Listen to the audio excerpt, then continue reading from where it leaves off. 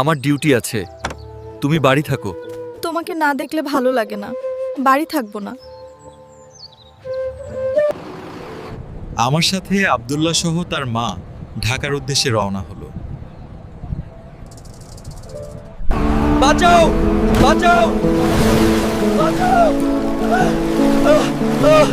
আমাদেরকে বাঁচাও। বাস নদীতে পড়ে বাবা আব্দুল্লাহ সহ আপনার মেয়ে ডুবে মারা গেছে। আমি